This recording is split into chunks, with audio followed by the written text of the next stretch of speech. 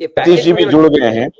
तो ये आपने जो 5 जो अवयव बताए हैं, जो फीचर्स बताए हैं कि पांचों कांग्रेस लैक कर रही है, उसमें आपने जो आइडियोलॉजिकल कॉकटेल की बात की, तो उसमें तो इस बार कांग्रेस के रणनीतिकार काम कर रहे थे। राहुल गांधी ने विदेश में जाकर के कहा कि केरल की जो मुस्लिम लीग पार्टी है वो सेकुलर पार्टी है। एक प्रकार से जो बड़ा तबका है, अकलियत तबका है, उनको ये बताने की कोशिश हुई कि कांग्रेस आपकी सबसे बड़ी टेकर्स है और कांग्रेस आपकी सबसे बड़ी खैरखा है, और कांग्रेस को उसका लाभ भी मिला, कर्नाटक में भी मिला। फिर दूसरा उन्होंने कहा कि ओबीसी को लेकर के, जाति जनगणना को लेकर के कांग्रेस ने अपनी पूरी रणनीति बदल ली और जाति जनगणना पर फोकस किया। इस बार भी वो हर चुनाव में राहुल गांधी हर स्टेट में जाके बोलते थे, हमारी सरकार आएगी तो हम जाति जनगणना करेंगे दोबारा, जहां हमारी सरकार है अगर हम वहां दोबारा आएंगे तो वहां जाति जनगणना करेंगे। तो ये जो आइडियोलॉजिकल शिफ्ट था, जो कंप्लीट 360 शिफ्ट था, कम से कम जाति जनगणना के मामले में, क्योंकि ये खुद यही राहुल गांधी, यही सोनिया जी और उनके पहले तो उनकी दादी कहती भी थी कि ना जात पर ना पात पर मुहर लगेगी हाथ पर, ये आइडिया होता था।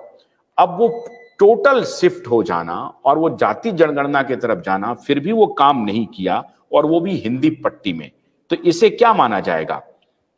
सतीश जी बोलेंगे या मनिंदर जी बोलेंगे या अजीत जी बोलेंगे? सतीश जी को बोलने दीजिए, आए हैं पहली बार। सतीश जी बहुत बहुत स्वागत है। मैं दर्शकों को परिचय कराता हूं, सतीश के झा पॉलिटिकल साइंस के प्रोफेसर हैं दिल्ली यूनिवर्सिटी के। और जी सतीश जी बहुत स्वागत है आपका, जी बोलिए। हाँ आशुतोष जी धन्यवाद।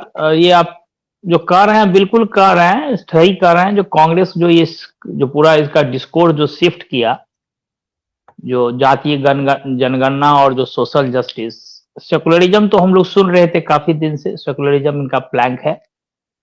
सोशल जस्टिस ऐसा नहीं है जो कांग्रेस के लिए कोई नया चीज था, पहले भी सोशल जस्टिस की बात होती थी, लेकिन जो अप्रोच था सोशल जस्टिस का वो अप्रोच डिफरेंट था।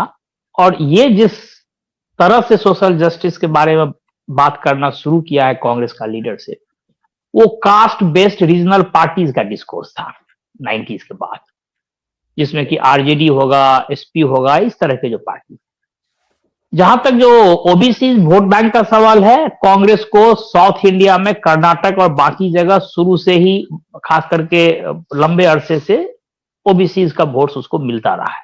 उसके लिए ये कास्ट सेंसस का इशू करके उसके लिए इंपॉर्टेंट नहीं था जो वो उसका वोट्स ले। बचा नॉर्थ में भले ही अभी रीजनल पार्टीज जो इस एजेंडा को लेके चलते हैं वो एक लार्जर इंडिया अलायंस के पार्ट है, दैट इज डिफरेंट थिंग। लेकिन Congress as a political party इससे गेन करेगा, ये यदि इनकी थिंकिंग थी तो पता नहीं कौन एडवाइजर थे, कौन ये थिंकिंग कर रहे थे और कौन ये सलाह दे रहे थे। हमको लगता है जो अपने पांव में एक तरह से कुल्हाड़ी मारना है। आप सहमत हैं आपसे? ये इशू खास के मध्य प्रदेश ऐसे स्टेट में से हम सुन रहे थे, जोगेंद्र जी को 4 दिन पहले किसी टीवी चैनल पे उन्होंने कहा कि नहीं, मध्य प्रदेश में ये इशू बड़ा इंपॉर्टेंट था और इसको ठीक से नहीं चलाया गया, इसीलिए, नहीं तो और अच्छा फायदा होता। हमको लगता है कि नहीं, ये बुमरैंग किया है। और इससे हमको लगता है जो एक तो ये फैक्टर था, लेकिन उसके अलावे जो एक चर्चा चल रही है काफी चैनल्स में, जो अल्टरनेटिव नैरेटिव कांग्रेस नहीं बना पाया। कोई अल्टरनेटिव नैरेटिव नहीं था मोदी जी के खिलाफ या बीजेपी के खिलाफ। अब वो अल्टरनेटिव नैरेटिव के क्या क्या होंगे एलिमेंट्स, ये भी अभी तक तय नहीं हुआ है, क्योंकि आपका जो है धीरे धीरे जो आपका नैरेटिव का जो जो जो जो एलिमेंट्स था वो तो एप्रोप्रिएट हो गया है बहुत कुछ। आपका एक था नेशनलिज्म, तो नेशनलिज्म होना चाहिए था आपका, क्योंकि आप बोलते हैं जो आपके परिवार में 2 लोग शहीद हो गए नेशन को बचाने में, लेकिन आज के तारीख में आपका नेशनलिज्म का एजेंडा है नहीं। जो आपका जो बाकी है डेवलपमेंट एंड गवर्नेंस, उसमें आपको साबित कर दिया गया है जो you are very poor track record, आपका बहुत ही गवर्नेंस पे कोई खास आपका क्लेम नहीं बनता है। डेवलपमेंट पर वही हाल है। तो ये अल्टरनेटिव नैरेटिव बनाने का जो पूरी चर्चा है, तो जो नैरेटिव आपका पुराना था वो तो नैरेटिव छीन लिया गया, उसको रिकवर कैसे कीजिएगा? कोई एक तो मॉडल स्टेट ही प्रेजेंट कर दीजिए जहां पे आपकी सरकार चल रही है, वो भी एक बहुत बड़ा सेट हो जाएगा। अरे लाख आप कहें, कम से कम अरविंद केजरीवाल बोलता है ना, दिल्ली को हम गवर्न कर रहे हैं, ये मेरा मॉडल है। आप भी कोई मॉडल लेके आइए एक तो, वो भी नहीं हो रहा है। हवा में तो नैरेटिव नहीं ना सेट होगा, क्योंकि सेकुलरिज्म और सोशल जस्टिस का जो है अब इतना घिस पिट गया है यहाँ की जनता के लिए, जो अब लगता है वो बहुत ज्यादा अपील नहीं कर पा रहा है। तो इसीलिए हमको लगता है जो कांग्रेस के लिए चिंता की बात यह है, जो 24 के इलेक्शन में 6 महीने बचे हुए हैं और अल्टरनेटिव नैरेटिव सेट हो, अभी इस पे ही बनारस के घाट पे बहस चल रही है, तो ये एक समस्या की बात है। हम यही कहना चाहें।